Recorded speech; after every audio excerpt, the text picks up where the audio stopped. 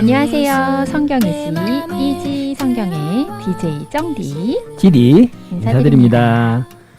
정디님, 5월은 무슨 날인가요? 5월이요? 5월은 어린이날 우리들 세상이었지요. 그러나 이제는 가정의 달이라고 말하게 되네요. 그쵸. 어버이날도 챙겨야 하고 또 자녀가 있으니 어린이날도 챙겨야 하고 결혼기념일도 있으니 5월은 가족들을 챙기는 가정의 달이 맞습니다. 네, 지디님 결혼기념일 챙기는 거 지금 행복하신 거 맞죠? 그럼요. 너무너무 행복해서 지금 소리를 지르고 싶을 정도입니다. 네, 1년에 한 번뿐인 가정의 달 소중한 마음 여러분 잘 전하시기 바랍니다. 정디님, 오늘의 성경 이야기도 요셉의 이야기죠? 지난 시간에 이집트의 총리가 된 요셉과 형들이 만났던 장면에서 끝이 나서 그 뒷이야기가 무지 궁금했거든요. 네, 맞습니다. 오늘도 요셉의 이야기고요. 지난 시간에 이어서 창세기 43장에서부터 46장 다시 이집트로 가는 요셉의 형제들 이야기입니다. 야곱의 아들들은 이집트에서 곡식을 많이 가지고 왔습니다. 하지만 가뭄이 계속되어서 가져온 곡식도 다 먹었습니다. 그래서 아버지 야곱이 말했습니다. 이집트로 다시 가서 먹을 음식을 조금 더 사오너라. 그러자 아들 유다가 말했습니다. 아버지, 이번에 갈 때는 베냐민을 꼭 데리고 가야 합니다. 베냐민이 함께 가지 않으면 곡식을 살 수도 없고 아마 저희 모두 시몬처럼 감옥에 갇히는 신사가 될지도 모른다고요. 이어 유다가 말했습니다. 아버지, 제가 베냐민을 잘 지키겠습니다. 반드시 베냐민을 안전하게 집으로 데려오도록 하겠습니다. 그러니 보내주세요. 하는 수 없이 야곱은 베냐민을 보내야만 했습니다.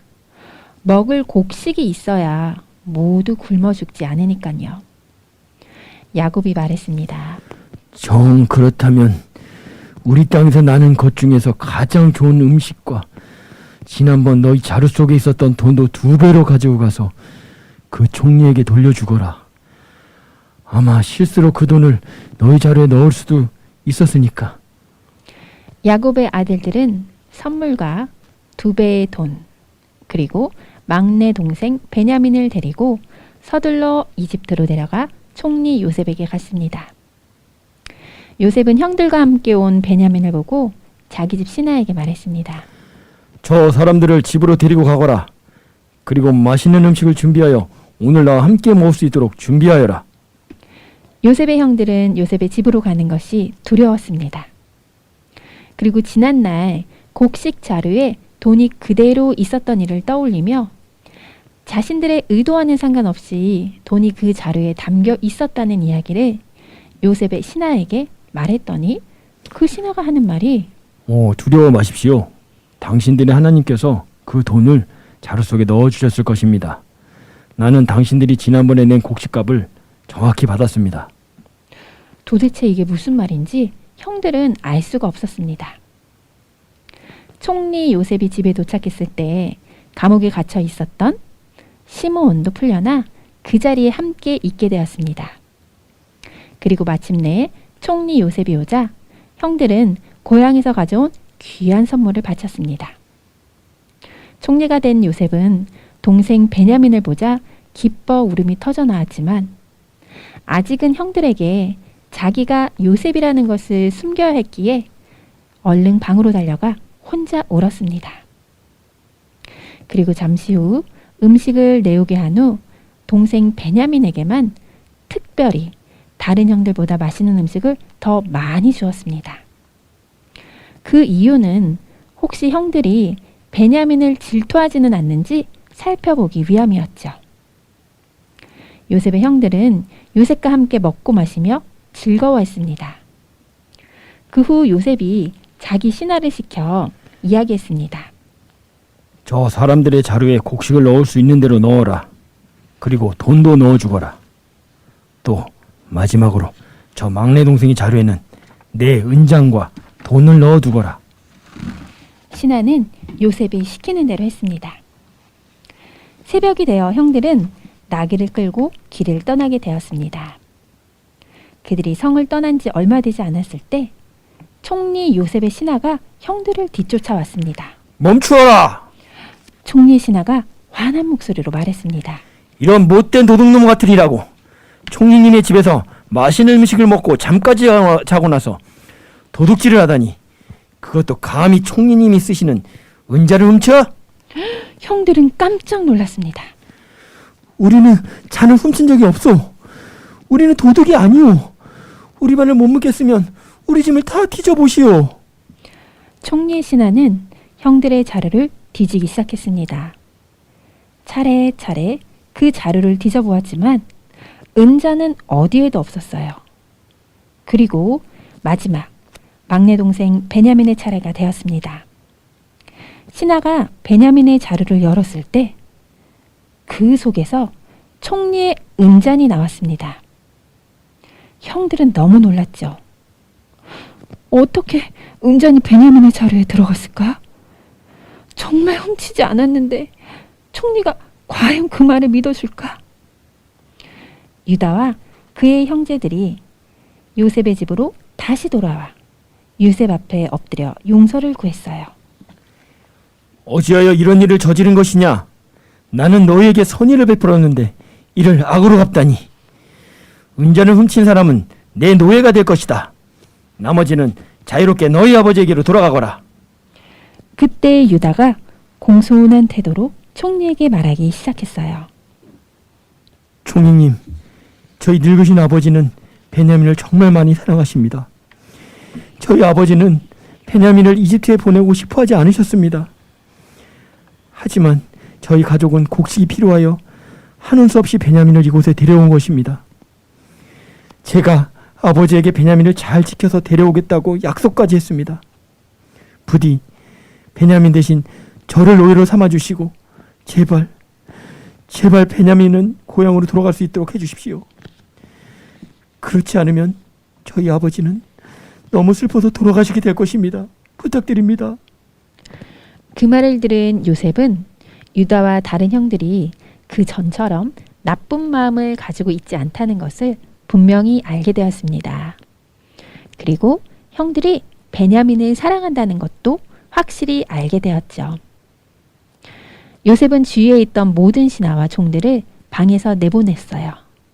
그리고 형제들과 요셉만 그 방에 남게 되자 형님들, 내가 바로 요셉이에요. 형들은 그 말에 기절할 듯이 놀랐어요. 형님들이 이집트에 노예로 팔았던 바로 그 요셉이 바로 저입니다. 저를 이곳에 판 일로 마음 아파하지 마세요. 하나님께서 저를 형님들보다 먼저 이곳에 보내신 거예요. 앞으로 5년 동안 가뭄이 지속될 것입니다. 그래서 하나님께서 형님들과 형님들의 자손이 살아남도록 하기 위해서 저를 먼저 이곳에 보내신 것입니다. 그러니 온 식구들을 다 데리고 가서 제가 사는 이곳으로 오십시오. 어서 아버지에게 가서 제가 이집트에서 얼마나 높은 사람이 되었는가를 말씀드리고 이곳으로 모시고 오십시오. 이 말을 들은 요셉의 형들은 서둘러 고향으로 돌아가 아버지와 가족들을 데리러 갔습니다.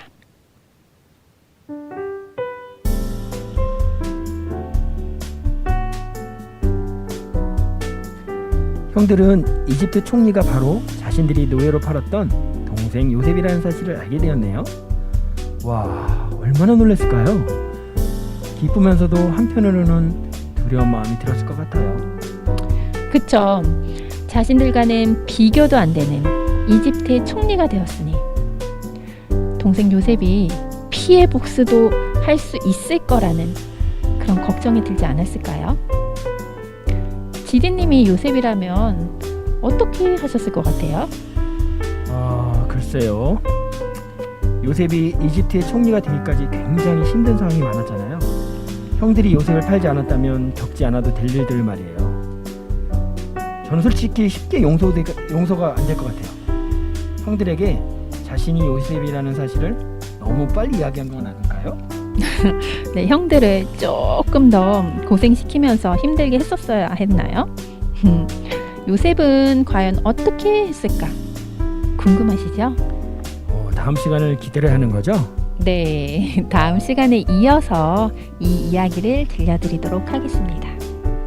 그럼 오늘 마지막으로 쩡디가 픽한 찬양은 달빛 마을이 부른 주가 일하시네 들려드리며 성경이지 이지성경의 쩡디 지디 다음 시간에 다시 만나요.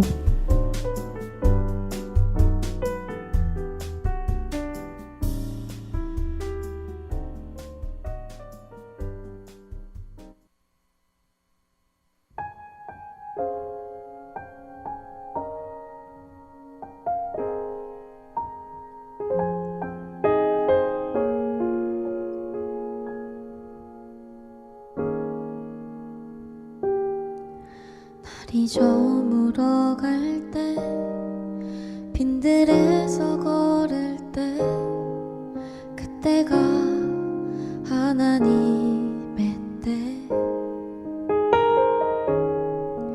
내 힘으로 안 될 때 빈손으로 걸을 때 내가 고백해 여호와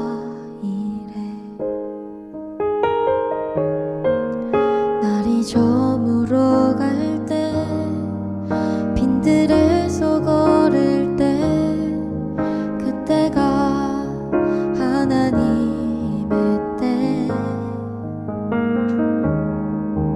내 힘으로 안 될 때 빈손으로 걸을 때 내가 고백해 여호와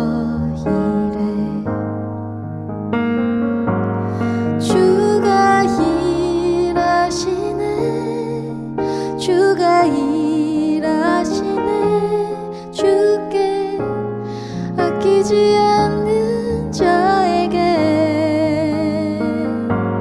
주가 일하시네 주가 일하시네 신뢰하며 걷는 자에게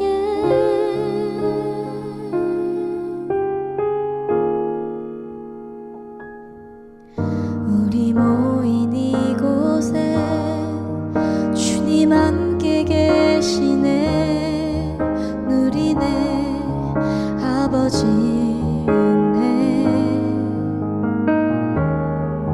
작은 떡과 물고기 내 모든 걸 드릴 때 모두 고백해 여호와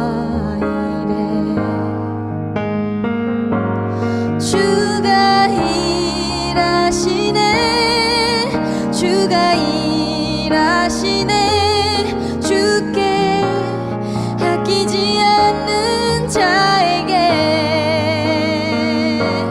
주가 일하시네 주가 일하시네 신뢰하며 걷는 자에게 주가 일하시네 주가 일하시네 주께 아끼지